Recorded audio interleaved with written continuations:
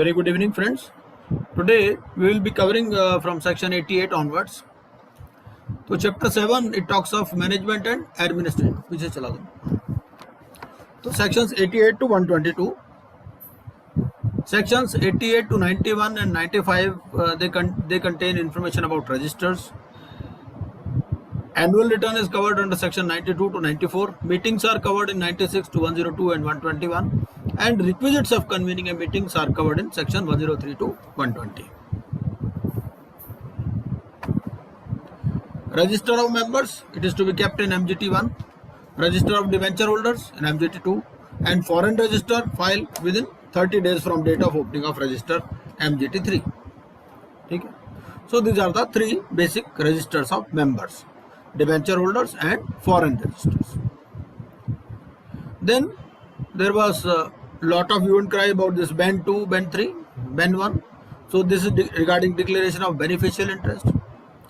Any members who are not holding any beneficial interest in the company, ठीक है, share holder वो है लेकिन वो बेनिफिशियल इंटरेस्ट किसी और के पास है, तो ऐसा शेयर होल्डर जिसके पास बेनिफिशियल इंटरेस्ट नहीं है वो 89(1) में कवर्ड है. जो बेनिफिशियल इंटरेस्ट होल्ड कर रहा है शेयर्स में वो 89(2) में उसकी बात होती है. और any change in beneficial interest ये 89(3) से कवर्ड है. ठीक है, तो इन सबको क्या करना है, ये they have to file declaration to company within 30 days और कंपनी रिटर्न फाइल करेगी to ROC within 30 days. ये हम मोटा मोटा इसमें कवर करते हैं. बाकी डिटेल में अगर आप जाना चाहें तो किसी भी सेक्शंस पे आप जा करके इसको खुद भी देख सकते हैं और हमसे भी डिस्कस कर सकते हैं. अब हम चलते हैं सेक्शन 92. सेक्शन 92 बात करता है इंफॉर्मेशन अबाउट एनुअल रिटर्न. ठीक है, हम लोगों को याद ही होगा पहले क्या होता था, एनुअल रिटर्न मैनुअल होती थी. ठीक है ना, तो हमने तो वो टाइम भी देखा हुआ है कि जब एनुअल रिटर्न मैनुअल हुआ करती थी उसमें क्या होता था, कंपनी की सारी information, registered office, business activities, shares, debentures, indebtedness, change since previous year, meetings कितनी हुई, recommendation of directors and KMP, penalty, punishment, shares held on behalf of FIIs, इसमें कोई चेंज हुआ है तो वो सारी इन्फॉर्मेशन इसमें एनुअल रिटर्न में जाती है. ठीक है, अब सेक्शन 92 तो बात करता है जी आपकी एनुअल रिटर्न की. ठीक है जी, और सेक्शन 93 ओमिटेड है. सेक्शन 94 बात करता है place of keeping and inspection of register, returns etcetera. ठीक है, तो रजिस्टर और रिटर्न्स जो है ये कहाँ पर रखने हैं आपको, रजिस्टर्ड ऑफिस पे रखने हैं. और where more than 1/10 members reside if approved by special resolution, तो इस केस में अदर देन रजिस्टर्ड ऑफिस पर भी आप रख सकते हो. ठीक है, अब इस पर सवाल पूछा गया कि भाई कौन कौन इसको इंस्पेक्ट कर सकता है, आइए देख लेते हैं. ठीक है, 94 में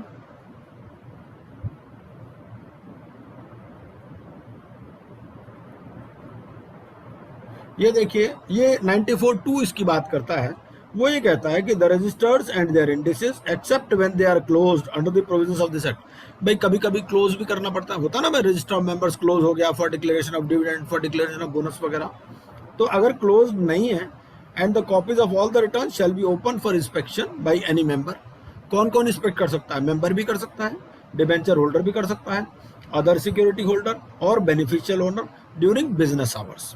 ठीक है, without payment of any fees and by any other person on payment of such fees as may be prescribed. ठीक है, तो जो ये वाले लोग हैं, मेंबर, डिबेंचर होल्डर या अदर सिक्योरिटी होल्डर या बेनिफिशियल ओनर, वो तो बिजनेस आवर्स में इंस्पेक्ट कर सकता है विदाउट एनी फीस. और जो दूसरे लोग हैं वो कर सकते हैं ऑन पेमेंट ऑफ फीस. ठीक है, और अगर मान लो वो कॉपी लेना चाहे तो क्या होगा, वो 94(3) इसकी बात करता है. थोड़ा सा डिटेल में पढ़ लेते हैं क्योंकि पूछा जा रहा है.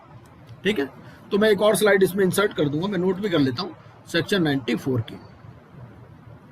तो सेक्शन 94(3) कहता है any such member, debenture holder, other security holder और बेनिफिशियल ओनर और any other person may take extracts from any register और इंडेक्स और return without payment of any fees. ठीक है, तो वहां से आप एक्सट्रैक्ट भी ले सकते हैं without payment of any fees.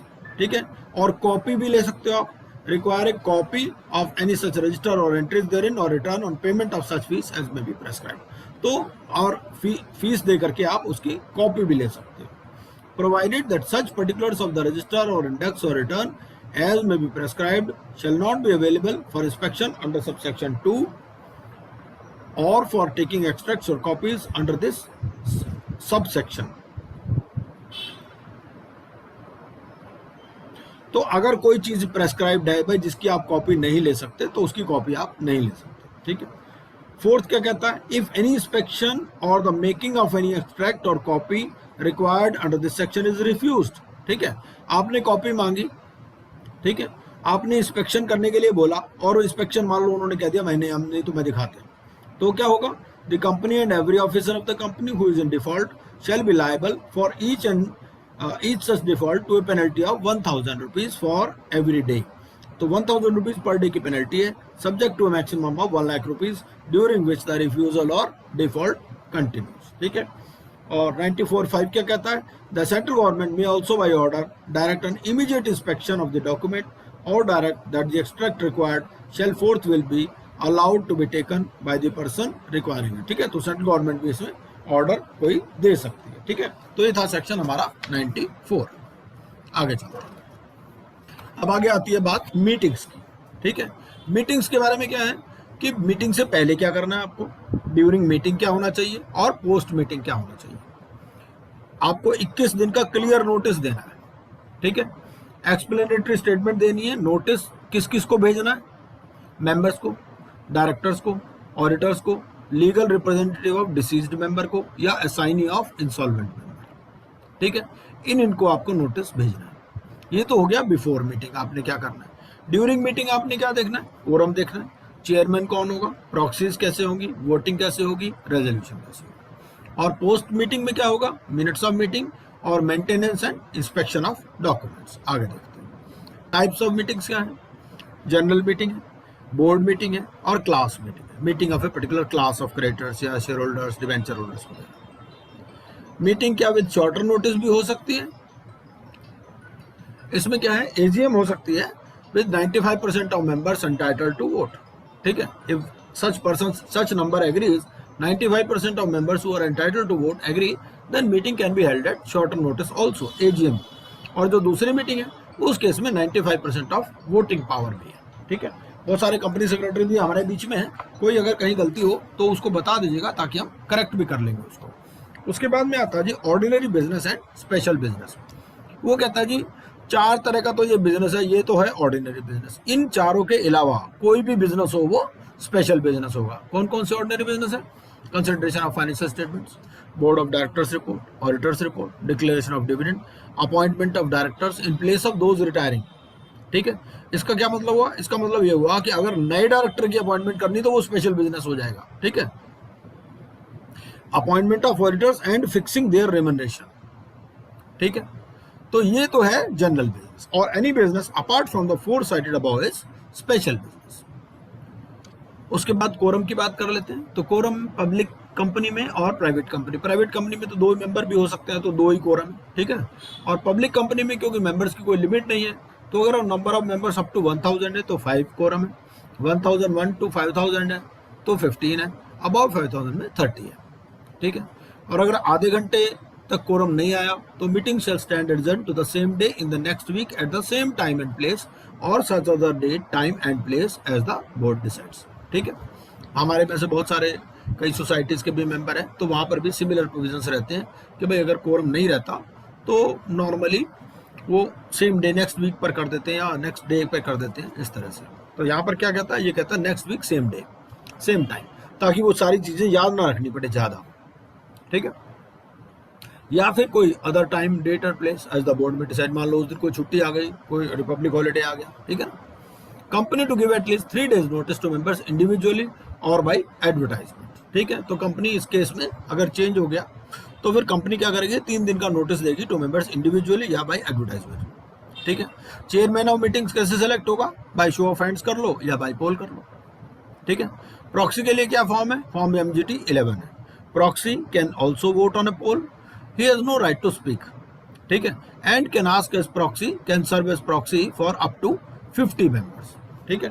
तो कितने लोगों की प्रॉक्सी ये होल्ड कर सकता है, ये कर सकता है 50 मेंबर्स या up to 10% of the total share capital of the company carrying voting rights, ठीक है।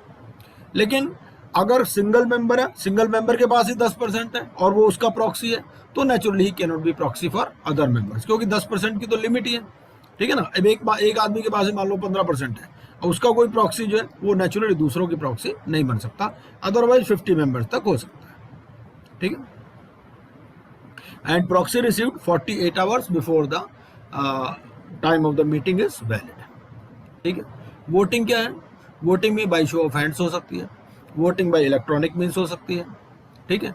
Listed company having more than 1000 members, उसमें सेक्शन 108 ये प्रेस्क्राइब करता है कि मीटिंग आपको क्या करना है, बाय इलेक्ट्रॉनिक मीन्स ही करनी है। उसके बाद ये है वोटिंग बाय पोल, ये 109 है, और वोटिंग बाय पोस्टल बैलेट भी हो सकती है, ये 110 में कहता है। डिमांड फॉर पोल कौन कर सकता है? Who can demand for poll? 1/10 of the voting power और 5 लाख पेड अप कैपिटल और such higher amount as may be prescribe, ये they can demand for poll. और एनुअल जनरल मीटिंग किस किस को करनी है? ओपीसी के अलावा सबको करनी है, ठीक है। सेक्शन 96 इसकी बात करता है, it is applicable to both public and private company but it is not applicable to OPC, ठीक है। एजीएम आपको कब करनी है? To be held every year by every company, ठीक है। फर्स्ट एजीएम आपको 9 मंथ्स में करनी है from the end of the financial year, और जो टाइम गैप बिटवीन 2 एजीएम है वो 15 महीने से ज्यादा एक्सीड नहीं होना चाहिए। और रजिस्ट्रार जो है इट में grant extension of 3 months for special reasons accept in case of first AGM, ठीक है। फिर एक्स्ट्रा ऑर्डिनरी जनरल मीटिंग की बात होती है, ये कहते हैं हमारा सेक्शन 100 है इसमें, एक्स्ट्रा ऑर्डिनरी जनरल मीटिंग। मैं साथ साथ इसमें भी देखता जा रहा हूं, जो बेयर कोड है उसमें भी, बेयर एक्ट में भी, तो calling for extra ordinary general meeting section 100, इसमें क्या कहता है? द बोर्ड में when ever it deems fit call an extra ordinary general meeting of the company. Board भी बुला सकता है, ठीक है, और दूसरे लोग भी बुला सकते हैं, provided that an extra ordinary general meeting of the company other than of Holi owned subsidiary of a company incorporated outside India shall be held eight a place with in India, ठीक है। तो अगर कोई होली ओन्ड सब्सिडरी है, कोई company है, ठीक है, जिसकी होली ओन्ड सब्सिडरी है, वो इनकॉर्पोरेटेड आउटसाइड इंडिया, वहां तो आउटसाइड इंडिया हो सकती है मीटिंग, ठीक है। लेकिन अदरवाइज किसी कंपनी की अगर आपने मीटिंग बुलानी है other than of the wholly owned subsidiary company incorporated outside India, वो इंडिया में ही होगी, ठीक है। और बोर्ड क्या है? Board shall at the requisition made by, requisition कितने लोगों के कहने पर बुला सकते हैं एक्स्ट्रा ऑर्डिनरी जनरल मीटिंग? अगर शेयर कैपिटल है या शेयर कैपिटल नहीं है। अगर शेयर कैपिटल है आपकी कंपनी में तो such number of members who hold कितना, not less than 1/10 of the paid up share capital, ठीक है, as on that date carries the right of voting. तो 1/10 ऑफ शेयर कैपिटल मोटा मोटा समझ लीजिए। और अगर किसी कंपनी की शेयर कैपिटल नहीं है तो उस केस में 1/10 ऑफ टोटल वोटिंग पावर, ठीक है। और इसमें आप you can call an extra ordinary general meeting of the company with in the period specified in subsection 4। तो सबसेक्शन 4 क्या कहता है? सबसेक्शन 4 ये कहता है if the board does not with in 21 days from the receipt of a valid requisition, ठीक है, bye requisition हो गई, आपने मीटिंग नहीं बुलाई विद इन 21 डेज, ठीक है, proceed to call a meeting for the consideration of that matter on a day not later than 45 days from the date of receipt of such requisition. The meeting may be called and held by the requisitionists themselves. तो जिन्होंने requisition दी थी वो भी खुद meeting call कर सकते हैं अगर बोर्ड मीटिंग नहीं बुलाता within a specified period, ठीक है। जो रिक्वेजिशन है दी गई आपने, it will set out the matters for consideration, भाई जिसके लिए मीटिंग आपने बुलाई है, and shall be signed by the requisitionist and sent to the registered office of the company. Board अगर within 21 days from the date of receipt of a valid requisition, board को मिल गई requisition, board ने क्या किया कि 21 days meeting में 21 days में कोई it does not proceed to call a meeting for the consideration of that matter on a day not later than 45 days from the date of receipt of such requisition. मतलब 21 दिन तक वो हिला डोला भी नहीं बोर्ड, उसने कोई ध्यान ही नहीं दिया क्या रिक्वेजिशन आई है क्या नहीं, ठीक है। अगर 21 दिन में वो कुछ एक्शन ले लेता है कि भाई वो 45 डेज में मीटिंग बुला लेगा तब तो ठीक है, अदरवाइज क्या होगा, रिक्वेजिशन खुद मीटिंग बुला सकते हैं within a period of 3 months from the date of the requisition, ठीक है। और ये जो रिक्विजिशन ने मीटिंग बुलाई है ऐसा ही माना जाएगा कि जैसे बोर्ड ने ही मीटिंग बुलाई है, और जो इस पर खर्चा होगा वो आपकी जो फीस है या जो रिमनरेशन है ये उन डायरेक्टर्स में से काट ली जाएगी जो those who were in default in calling the meeting, जिन्होंने मीटिंग नहीं बुलाई। ठीक है। उसके बाद में कंपनी अकाउंट रूल्स आते हैं, ये हमारे कुछ फॉर्म्स वगैरह हैं, इनको आप देख सकते हैं, खास बात नहीं है। उसके बाद नफरा है। नफरा जो है नेशनल फाइनेंशियल रिपोर्टिंग अथॉरिटी है, इसका भी बड़ा चर्चा हुआ कि it will provide matters related to accounting and auditing standards under the companies act. ठीक है, कि भाई जो लोग भी ऑडिट वगैरह कर रहे हैं वो प्रॉपरली ऑडिट कर रहे हैं नहीं कर रहे हैं, तो it will monitor and enforce the compliance with accounting standards. It will oversee the quality of service and it will make recommendations to the central government on formulation of accounting and auditing standards. ठीक है। इसका chairman कौन appoint करेगा? Central government. ठीक है। Number of part time या full time members 15 से ज़्यादा नहीं हो सकते, और नेचुरली ये जो CPC से गवर्न होगा। ठीक है। पेनल्टी कितनी लग सकती है इंडिविजुअल के ऊपर अगर उसने अकाउंटिंग या ऑडिटिंग स्टैंडर्ड्स फॉलो नहीं किए या उसकी क्वालिटी ऑफ सर्विस प्रॉपर नहीं है, तो क्या होगा? Not less than 1 lakh but may extend to 5 times of the fees received. ठीक है। 1 लाख से कम नहीं होगी, और मान लो 2 लाख रुपए फीस ली तो 10 लाख तक हो सकती है, और फर्म के केस में 10 लाख से कम नहीं होगी but may extend to 10 times of the fees received. ठीक है। और authority to prescribe the standards of accounting और एडेंडम, इसमें सेंट्रल गवर्नमेंट के पास पावर है। उसके बाद CSR से रिलेटेड है। CSR से रिलेटेड प्रोविजंस हमारे सेक्शन 135 में है। ये क्या कहते हैं कि कंपनीज, क्योंकि आप देखेंगे बीच बीच में आपको ऐसा लग रहा होगा कि कुछ सेक्शन छूट रहे हैं, तो ये हमारे कोर्स में जो सेक्शन है हम वही पढ़ रहे हैं, पूरा कंपनीज एक्ट हमारे कोर्स में नहीं है। ठीक है। तो बहुत सारे चैप्टर्स ही उन्होंने बीच में से उड़ा रखे हैं, तो वो चैप्टर्स हमारे सिलेबस में नहीं है, तो जो सेक्शंस हम पढ़ रहे हैं वही हमारे सिलेबस में है। ऐसा नहीं कि पूरा कंपनीज एक्ट हमारे सिलेबस में है। आप सोचोगे बीच बीच में सेक्शन कहाँ गायब हो रहे हैं। तो ये जो 135 है सर ये जो अपने को खाली सेक्शंस पढ़ना है ना, रूल्स नहीं पढ़ना है ना इनका? बिल्कुल पढ़ने हैं, रूल तो पढ़ने ही है। अच्छा, क्योंकि इसमें चैप्टर लिखा हुआ है ना, चैप्टर के साथ रूल्स नहीं लिखे। नहीं, रूल वो तो नेचुरल है जी, वो तो देखिए वो अंडरस्टूड है। जब भाई रूल्स, नोटिफिकेशन, सर्कुलर सारे कुछ पढ़ना है हमें, चैप्टर। हाँ सभी कुछ, हाँ जो भी रिलेटेड वो यहाँ लिख देता है प्रेस्क्राइब, तो प्रेस्क्राइब तो फिर आपको पढ़ना ही है ना, प्रेस्क्राइब जो भी रूल्स में है। हाँ, कंपनीज कवर्ड कौन कौन सी है इसमें? नेटवर्थ होनी चाहिए 500 करोड़ या ज्यादा, टर्नओवर होनी चाहिए 1000 करोड़ और मोर, नेट प्रॉफिट होना चाहिए 5 करोड़ और मोर। ठीक है। During immediately preceding financial year. ठीक है। ये हमारा है सेक्शन 135।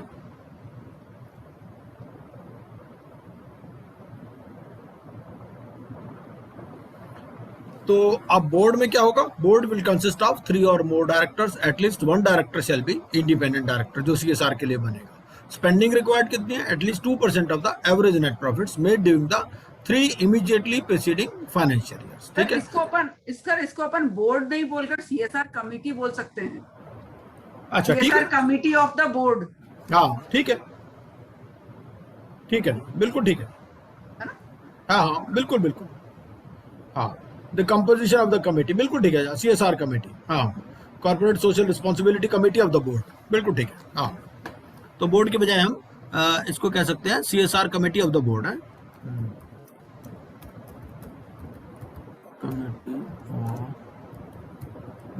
बोर्ड, हाँ जी। तो स्पेंडिंग रिक्वायर्ड कितनी है? At least 2% of the average net profits made during the 3 immediately preceding financial year. और खर्चा कहाँ करना है? ऑन प्रोजेक्ट्स और programmes relating to activities specified in schedule 7। तो आप एक्टिविटीज भी पढ़ लीजिएगा एक बार, क्या शेड्यूल 7 में दे रखी है, तो वो एक्टिविटीज भी हम पढ़ सकते हैं इसमें। शेड्यूल 7 देखें एक बार, क्या शेड्यूल 7 में क्या एक्टिविटी है। शेड्यूल 7 में यही है जी अपना, पहले तो है इरेडिकेटिंग हंगर वगैरह, फिर प्रमोटिंग एजुकेशन है, gender equality, environmental, national heritage, armed forces, ये सारी एक्टिविटीज इसमें दे रखी हैं। Rural sports, prime minister national relief fund, incubators वगैरह, public funded universities, rural development projects, slum and development, disaster management, ये बेसिकली एक्टिविटीज हैं जो शेड्यूल 7 में प्रेस्क्राइब्ड है। पढ़ लेना आप, अच्छा रहेगा नॉलेज के लिए। आज चलते हैं सेक्शन 128 में क्या कहता है कि books of accounts to be prepared on accrual basis, double entry system में रखनी है। और ऑप्शन है to maintain accounts in electronic mode. Accounts आपको 8 साल तक रखने हैं unless a lengthier period is directed by the central government. भाई कई बार क्या होता है, कुछ कोर्ट केसेस वगैरह चल रहे होते हैं, तो उस केस में या जैसे कॉम्प्रोमाइज वगैरह की भी स्कीम्स होती हैं, उसमें भी सेंट्रल गवर्नमेंट से परमिशन लेनी पड़ती है आपको डिस्ट्रॉय करने से पहले रिकॉर्ड्स। फिर सेक्शन 129 क्या कहता है, accounts to be prepared as per schedule 3। ठीक है, पहले शेड्यूल 6 होता था, अब शेड्यूल 3 है। सेक्शन 130 कहता है जी reopening of accounts on the order of the court और ट्रिब्यूनल। तो रीओपनिंग भी आपकी हो सकती है। ठीक है, कब तक भेजने हैं आपको, time period by which to be sent to every member not less than 21 days before the date of the meeting, और 21 डेज का क्लियर नोटिस है ये। ठीक है, और time period for filing with registrar आपको 30 दिन within 30 days of the date of the annual general meeting. और अगर मान लो एजीएम में अडॉप्ट नहीं हुए अकाउंट, तब भी 30 दिन में भेजने आपने। ठीक है, चाहे अडॉप्ट हुए चाहे नहीं हुए आपको तो ये रजिस्ट्रार के पास फाइल करने ही करने हैं।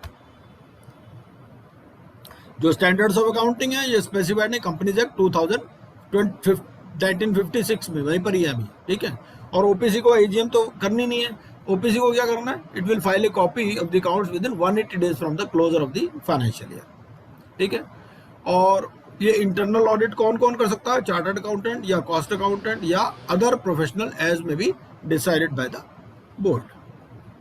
गुप्ता जी ओपीसी कौन सी कॉपी फाइल करेगा, फाइनेंशियल अकाउंट्स की? हाँ, और क्या, हाँ एजीएम तो करनी नहीं उसको। हाँ, जी। उसके बाद आता है जी कॉम्प्रोमाइज अरेंजमेंट्स एंड एमलगमेशन। तो कॉम्प्रोमाइज अरेंजमेंट एंड एमलगमेशन पढ़ने से पहले मैंने ना इसकी 1 पेज समरी बना दी। अब आपको एग्जाम वाले दिन यही समरी ही पढ़नी है।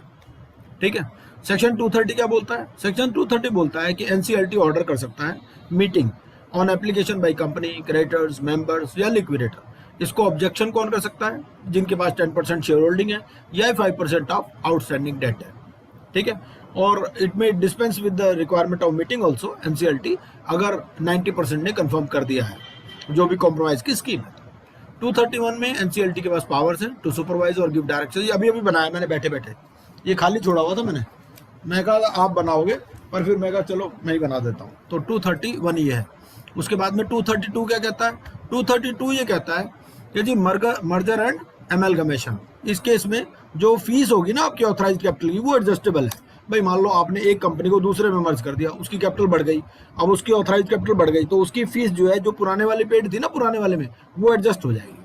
ठीक है, और फिर इसमें 3 कॉन्सेप्ट आती हैं, एब्जॉर्प्शन की, फॉर्मेशन की, डिवीजन की। मतलब एक कंपनी दूसरे में मर्ज हो रही है, नई कंपनी बन रही है, नहीं बन रही, या डिवीजन हो रहा है, उस हिसाब से। ठीक है, 233 फिर बात करता है मर्जर ऑफ स्मॉल कंपनीज या होली ओन्ड सब्सिडरी कंपनीज की। ठीक है, 234 बात करता है मर्जर विद फॉरेन कंपनी, कि फॉरेन कंपनी में आरबीआई गाइडलाइंस के हिसाब से होती है। 233 के लिए अपन fast track merger word use कर सकते हैं। हाँ बिल्कुल, क्यों नहीं।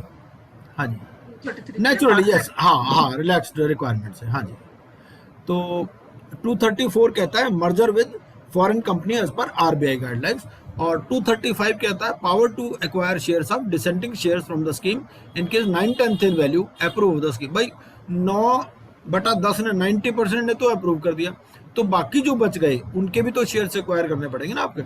तो उनके शेयर्स किस वैल्यू पर एक्वायर करने हैं, और कई बार उनमें अगर नेगोशिएट कर लिया, अगर जैसे पहले एक प्राइस पर एक्वायर कर लिए, बाद में किसी पर्टिकुलर क्लास ने ज़्यादा नेगोशिएट कर लिया, तो दूसरों के साथ भी उनको शेयर करना पड़ेगा। 236 बात करता है purchase of minority share holding, कि ये इसकी वैल्यूएशन करा के आप माइनॉरिटी शेयर होल्डिंग को आप एक्वायर कर सकते हो। 237 बात करता है power of central government to provide for amalgamation and public interest. अगर पब्लिक इंटरेस्ट, अरे रुस्तगी जी को बाहर क्यों बिठा रखा है, अंदर कर लो इनको। तो power of central government to provide for amalgamation and public interest. 238 बात करता है registration of offer of scheme involving transfer of shares. ठीक है, तो 238 निकाल देता हूँ।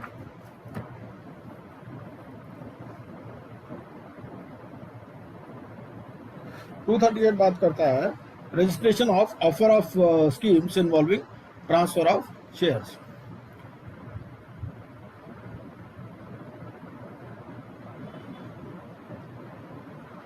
तो जो भी इसमें सर्कुलर होगा, every circular containing such offer and recommendation to the member of the transferor company by its directors to accept such offer shall be accompanied by such information and in such manner।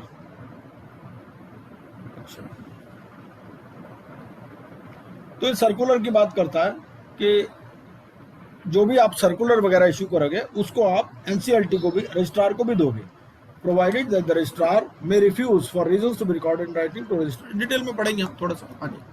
उसके बाद आगे चलता है 239 बात करता है preservation of books and papers of amalgamated company not to be destroyed without prior permission, जो मैं अभी बात कर रहा था। 240 है liability of officers for offences prior to amalgamation. अगर दो कंपनी एमलगमेट हो गई तो जो उनकी प्रायर लायबिलिटी थी वो फिर भी चलेगी, ऐसा नहीं कि वो लायबिलिटी खत्म हो जाएगी। ठीक है, ये बात करता है 240। अब ये जो कॉम्प्रोमाइज अरेंजमेंट्स एंड एमलगमेशन है क्या चीज? कॉम्प्रोमाइज अरेंजमेंट एंड एमलगमेशन मतलब भाई जितना मिलना चाहिए उससे कम लेने को राजी है। कॉम्प्रोमाइज कर रहे हैं, कॉम्प्रोमाइज मतलब जो हमारा अधिकार है उससे हम कम ले रहे हैं। ठीक है ना, तो ये compromise arrangements and amalgamation was going as पर the provisions of the companies act. पहले ये कंपनीज एक्ट 1956 के हिसाब से चल रही थी, चाहे कंपनीज एक्ट 2013 आने के बावजूद भी। ठीक है, 14 दिसंबर 2016 को, तो 7 नवंबर 2016 को सेंट्रल गवर्नमेंट ने एक नोटिफिकेशन इशू किया, उनमें ये जो सेक्शंस थे इनको नोटिफाई कर दिया। ठीक है, उसके बाद भी रूल्स नहीं आए थे। फिर 14 दिसंबर 2016 को रूल्स आए इसके। ठीक है ना, ये रूल होंगे 15 दिसंबर 2016 से इफेक्टिव। ठीक है ना, तो 15 दिसंबर 2016 के बाद तो जितनी भी स्कीम्स हैं ये सारी कंपनी एक्ट 2013 के हिसाब से चलेंगी और इसके रूल्स भी हैं, तो हमें एक्ट भी पढ़ना है और रूल्स भी पढ़ने हैं। उससे पहले जो था वो पुराने के हिसाब से चल रहा है। ये हो ही गया हमारा। अब चलते हैं, क्या प्रोसेस क्या है इसमें? प्रोसेस ये है कि भाई किसके बीच में कॉम्प्रोमाइज हो सकता है, between whom the compromise arrangement can propose, company और उसके क्रेडिटर्स के बीच में, या एनी क्लास ऑफ देम, या between A company and its members और एनी क्लास ऑफ देम। ठीक है, कौन फाइल कर सकता है application? Who can file the application? An application for compromise arrangement can be filed with the tribunal by following. Company भी file कर सकती है, कोई क्रेडिटर भी फाइल कर सकता है, मेंबर ऑफ द कंपनी भी फाइल कर सकता है, और अगर कंपनी वाउंड अप हो रही है, वाइंडिंग अप चल रही है, तो उसका लिक्विडेटर भी फाइल कर सकता है। ठीक है, उसके बाद में फिर ये जॉइंट एप्लीकेशन भी फाइल हो सकती है। तो where more than one company is involved in a scheme, ठीक है, तो सच एप्लीकेशन में at the description of such companies be filed as a joint application. ठीक है भाई, दो कंपनी ने मर्जर करना है, एमलगमेशन करना है, उस हिसाब से। फिर कंडीशंस क्या है for serving of application in situation where application is not served by the company. भाई हमने देखा कि एप्लीकेशन जो है कंपनी भी लगा सकती है। मान लो एक क्रेडिटर ने एप्लीकेशन लगा दी, कंपनी को तो पता ही नहीं। ठीक है, तो उस केस में क्या होगा? Where the application is not filed by the company then at least 14 days before the date fixed for the meeting of the notice by the tribunal. ठीक है, हमने ये पढ़ा था कि भाई ट्रिब्यूनल जो है नोटिस मीटिंग के ये फिक्स करेगा। ठीक है ना, for the hearing of the notice. तो उससे पहले जिसने भी एप्लीकेशन लगाई है, अगर कंपनी ने एप्लीकेशन नहीं लगाई तो कंपनी को भी तो बताओ। A copy of notice of admission and of the affidavit shall be served on the company. ठीक है, और where the company is being wound up on its liquidator, तो उसके लिक्विडेटर को दो जाए। और the applicant shall also disclose to the tribunal in the application under sub rule 1 the basis on which each class of member और creditors has been identified. ठीक है, तो उन्होंने ये क्लासिफाई कैसे किए, क्लास ऑफ मेंबर्स या क्रेडिटर्स। ठीक है, ये जो आइडेंटिफिकेशन की बात है, अभी मैं वो CIRP वाले रेगुलेशंस पढ़ रहा था, तो वहां पर भी ये आइडेंटिफिकेशन की बात आती है कि भाई जो RP है वो कैसे आइडेंटिफाई करता है। RP आइडेंटिफाई करता है on the basis of books. ठीक है, तो मैं चलो ये भी चीज़ बता दूं आपको, मैं पढ़ रहा था वहां पर CIRP में। फॉर्मेट ऑफ एप्लीकेशन क्या होगा? Application to the tribunal for compromise arrangement will be submitted in form number NCLT 1। NCLT 1 में जाएगी और ये चीज़ें इसमें जाएंगी। पहला, एक तो नोटिस ऑफ एडमिशन जाएगा, नोटिस ऑफ एडमिशन का भी फॉर्म है, फॉर्म नंबर NCLT 2। एफिडेविट है, एफिडेविट का भी फॉर्म है NCLT 6। फिर copy of scheme of compromise and arrangement. ठीक है, फिर डिस्क्लोजर जाएगा in form of affidavit including following points. क्या? पहले all material facts relating to the company, उसकी जो latest financial position, latest auditors report है on the accounts of the company and the pendency of any investigation और proceedings against the company. ठीक है, reduction of the capital of the company if any included in the compromise. भाई जो compromise arrangement के बाद में क्या reduction of share capital होगा, ये सब बातें भी इसमें बताई जाएंगी। फिर any scheme of corporate debt restructuring consented to by not less than 75%। ठीक है, तो 75% सिक्योर्ड क्रेडिटर्स एग्री कर सकते हैं कोई भी CDS की स्कीम। ठीक है, in value. Including a creditors responsibility statement, इसका भी फॉर्म है CAA1। फिर safeguards for the protection of other secured and other, भाई 75 ने तो एग्री कर लिया, मान लो 80 ने एग्री कर लिया, बाकियों के लिए क्या किया, तो safeguards for the protection of other secured and unsecured creditors. इसमें भी वो डिसेंटिंग क्रेडिटर वाली कॉन्सेप्ट आती है, आगे पढ़ेंगे। Report by the auditor that the fund requirements of the company after the corporate debt restructuring as approved shall confirm to the liquidity test based upon the estimates provided to them by the board. तो auditor भी एक report देगा कि भाई जो fund requirement है, ऐसा नहीं कि ये स्कीम भी आ जाए, स्कीम के बाद भी कुछ ना हो, स्कीम के बाद भी पेमेंट ना कर पाए, ठीक है। तो इसलिए एक ऑडिटर रिपोर्ट देगा कि भाई ये CDS वाली स्कीम है, अगर ये अप्रूव हो गई तो उसके बाद लिक्विडिटी जो है इम्प्रूव हो जाएगी और liquidity it will meet the requirements. Where the company proposes to adopt the corporate debt restructuring guidelines specified by the RBI, a statement to that effect.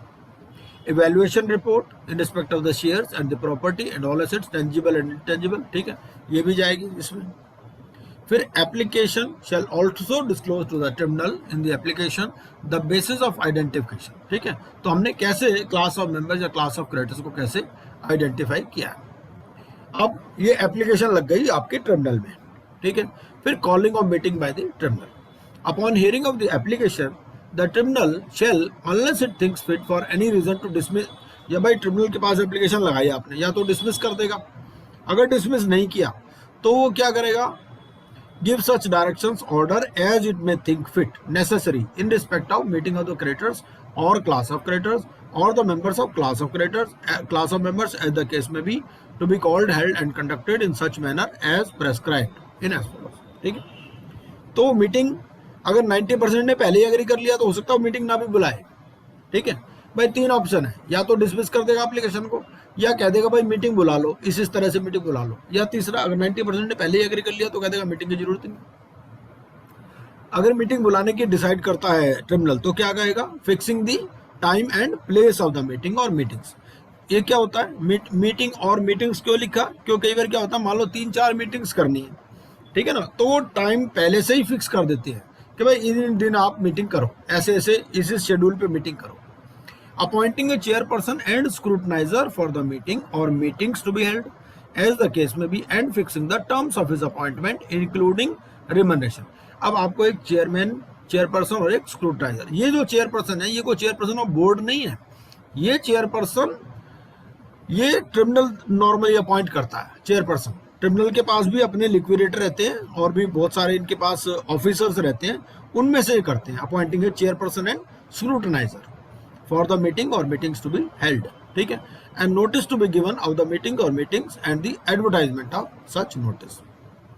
फिर determining the value of the creditors और members of the creditors और members of any class whose meetings have to be held, ठीक है। तो ये सारी चीजें meetings के बारे में यहाँ पर डिसाइड हो रही है, ठीक है। Determining the value of the creditors or members of the creditors members of any class, notice to be given to sectoral regulators, ठीक है।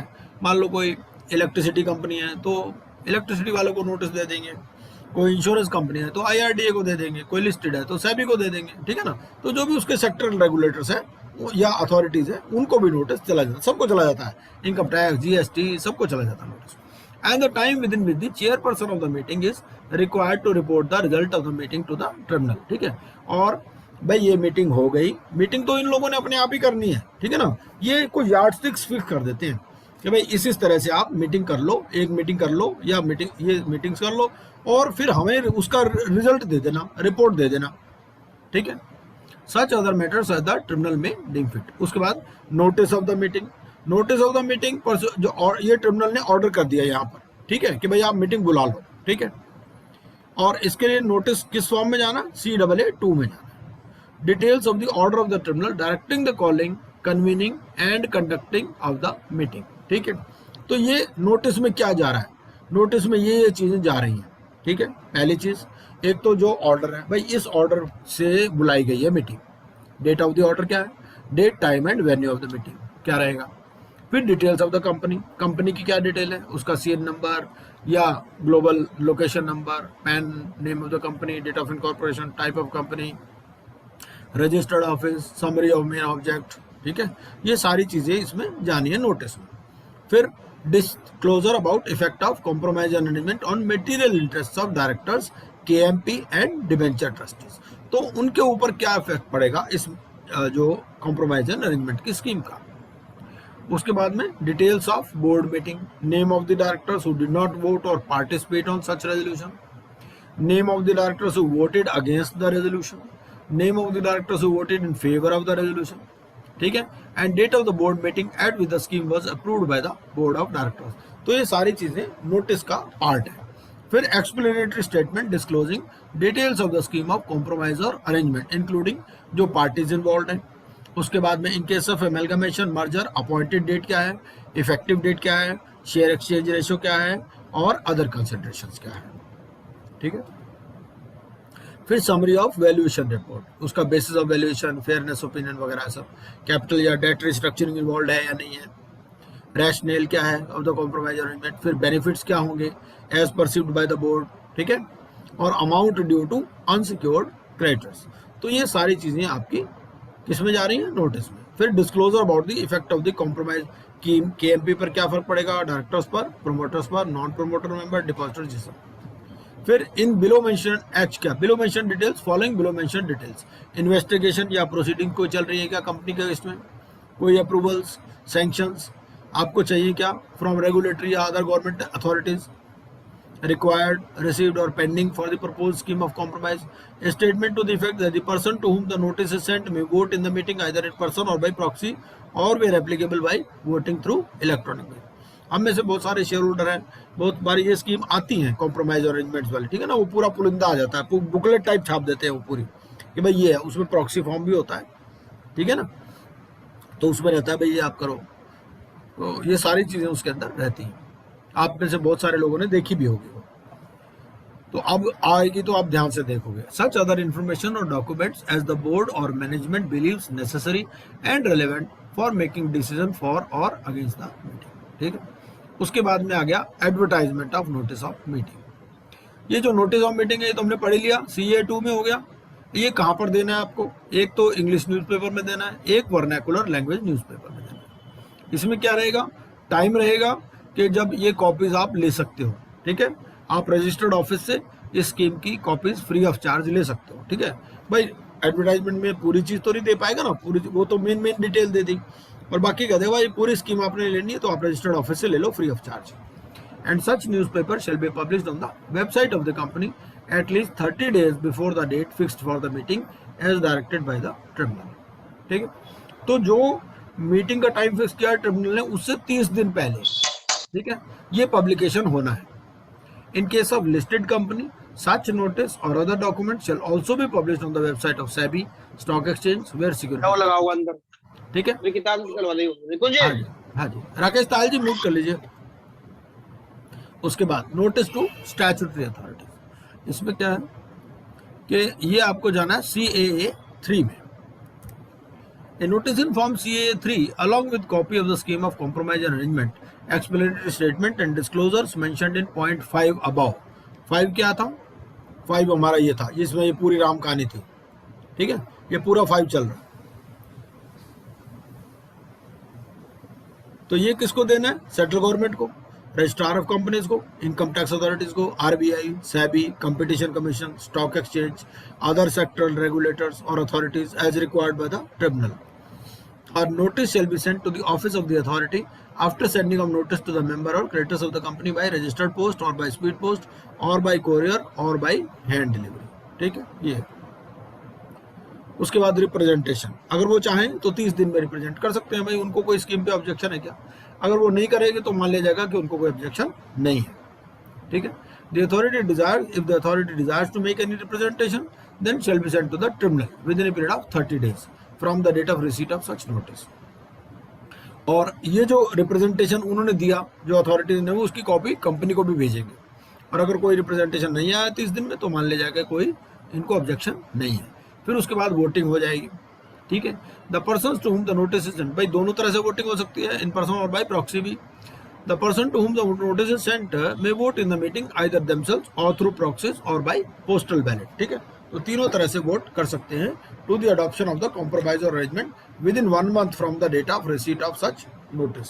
तो 1 महीने के अंदर ये वोटिंग हो सकती है।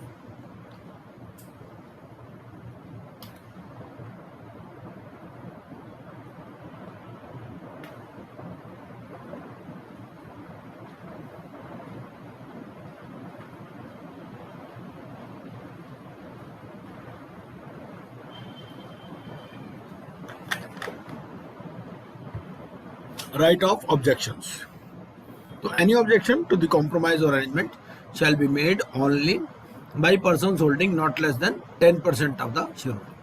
या तो जिनके पास 10% शेयर होल्डिंग हो वो, या outstanding date not less then 5% of the total outstanding date. ठीक है, ये लोग ऑब्जेक्शन इसमें कर सकते हैं।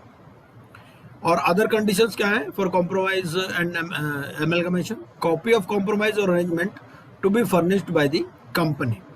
ठीक है, किन किन को भेजनी है? The company on the requisition of the creditors और members entitled to attend meeting shall furnish a copy of the scheme of compromise and arrangement and a copy of the statement required to furnish in section 232 within 1 day of requisition. जो मांगेगा उसको 1 दिन में भेज दो। ठीक है, उसके बाद रिपोर्ट। अब आपने मीटिंग भी कर ली, वोटिंग भी हो गई। जो रिपोर्ट है इसका आपने किस में देना? फॉर्म नंबर CAA 4 में। और उसमें क्या रहेगा? Number of creditors, class of creditors, number और मेंबर्स और क्लास ऑफ मेंबर्स जो प्रेजेंट थे, जिन्होंने वोट किया, या पर्सन बाय प्रॉक्सी, या where applicable who voted through electronic means their individual values and the way they voted. तो ये सारी चीजें CAA 4 में जाएंगी। उसके बाद में report of the result of the meeting by chairperson. जो चेयरपर्सन था मीटिंग का, जो NCLT ने अपॉइंट किया था, it shall within the time fixed by the tribunal or where no time limit has been fixed within 3 days after the conclusion of the meeting submit a report to the tribunal on the result of the meeting in form number CAA 4। ठीक है, तो ये अपना report दे देगा। फिर binding, where at a meeting majority of persons representing 3/4 in value of the creditors or class of members। ठीक है, तो अब 3/4 ने एग्री कर लिया तो उस केस में क्या होगा? And if such a scheme compromise arrangement is sanctioned by the tribunal. ठीक है, तो it will be binding on the company, all the creditors और क्लास ऑफ क्रेडिटर्स और मेंबर्स और class of members as the case may be, और in case of a company में wound up on the liquidator. ठीक है, तो 3/4 majority ने अगर उसने एग्री कर लिया है मीटिंग में, तो उस केस में क्या होगा? और सैंक्शन कर दी, ट्रिब्यूनल ने भी सैंक्शन कर दी। ठीक है, 3/4 ने एग्री करने से नहीं होगा, ट्रिब्यूनल भी सैंक्शन करेगा तो बाइंडिंग हो जाएगी। उसके बाद थर्ड स्टेप क्या है इसमें? Order of tribunal. तो वोटिंग भी हो गई, रिपोर्ट भी आ गई, रिजल्ट भी आ गया। ठीक है ना, तो next step will be confirmation. यहाँ पर ये कंफर्म हो रही है स्कीम कॉम्प्रोमाइज और अरेंजमेंट की ट्रिब्यूनल से। ठीक है, आगे फिर पिटीशन फॉर कंफर्मिंग कॉम्प्रोमाइज और अरेंजमेंट। अब ये एक दरखास्त लगाएंगे फॉर्म नंबर CAA 5 में। Company shall within 7 days of the filing of the report by the chairperson present a petition to the tribunal in form number CAA 5 for sanction of the SKG। ये अब आप scheme को sanction कर दीजिए। ठीक है, the petitioner will pray for the appropriate orders and directions from the tribunal। फिर right of creditor to file the petition। अगर company fails to file the present the petition for confirmation.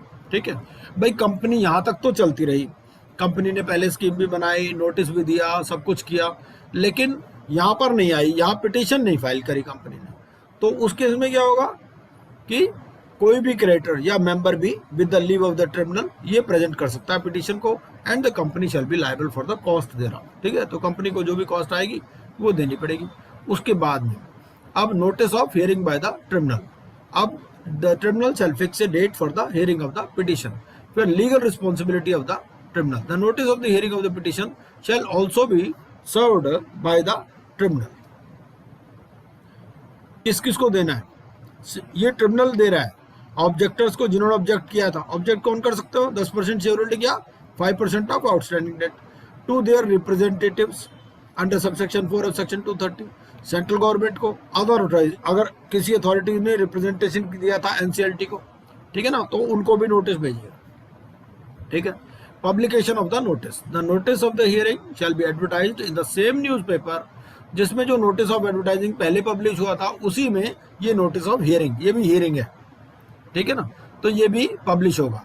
और इनमें किस किस को बुलाएंगे भाई? जिन जिन को दिक्कत है उनको बुला लेंगे। ऑब्जेक्टर्स को, रिप्रेजेंटेटिव्स को, सेंट्रल गवर्नमेंट को या अदर अथॉरिटीज जिन्होंने रिप्रेजेंटेशन दिया था 30 दिन में, ठीक है, at least 10 days before the date fixed for the hearing. तो 10 दिन पहले आपको ये नोटिस देना है ऑफ हियरिंग। फिर order by the tribunal, where the tribunal sanctions the scheme, the order shall be in the form number CA6। तो CA6 में जो है ये फिर ऑर्डर ऑफ सैंक्शन हो जाएगा। And the order shall include such directions in regard to any matter or such modification in the compromise arrangement as the tribunal may think fit to make for the proper working of the compromise or arrangement। उसके बाद filing of order of tribunal। अब इसकी copy आपको registrar के पास file करनी है with in 30 days of the receipt of the copy of the order or such other time as may be fixed by the tribunal। फिर tribunal के पास power है, if the tribunal is satisfied कि जो compromises के जो sanction की है वो इम्प्लीमेंट नहीं हो सकती, ठीक है, इन्होंने सैंक्शन तो कर दी ट्रिब्यूनल ने, but if the tribunal is satisfied that the compromise arrangement sanctioned under 230 cannot be implemented satisfactorily with और without modifications and the company is unable to pay its debts as पर the scheme, तो फिर winding up order कर देगा and such an order shall be deemed to be an order under section 273, ठीक है। तो sanction के बाद भी वाइंडिंग अप हो सकती है। ये शेड्यूल ऑफ फीस है, ठीक है ना। एप्लीकेशन के लिए क्या फीस है, application for by dissenting shareholders क्या स्कीम है, और appeal against order of registrar refusing to register ये है। ये फिर इसमें कुछ फॉर्म्स वगैरह हैं, जो फॉर्म हमने पढ़े हैं वो आप देख सकते हैं इसमें।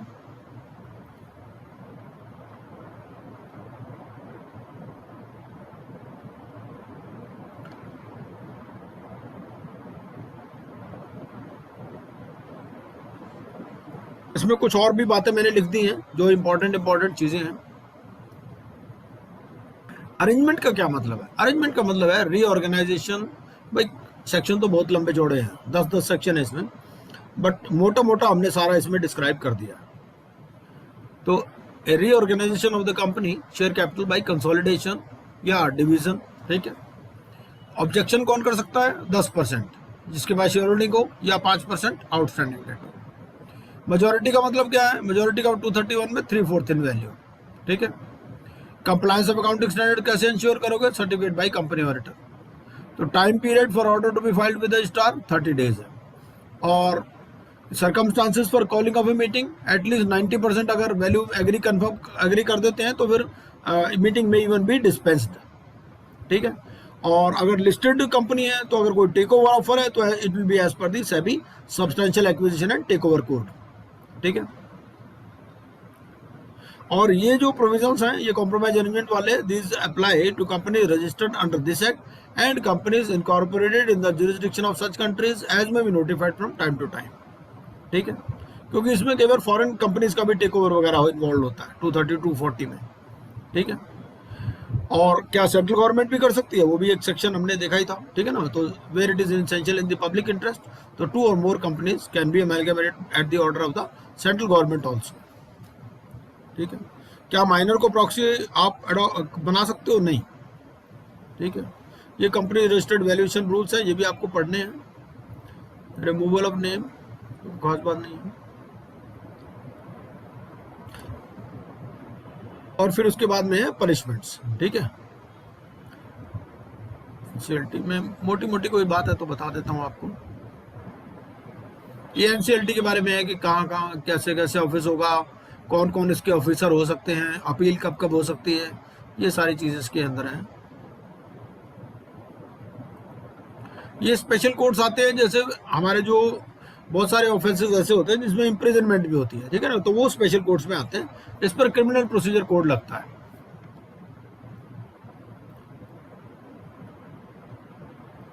ये वाइंडिंग अप के प्रोविजंस हैं कुछ, इसको हम कल करेंगे आराम से, ठीक है ना।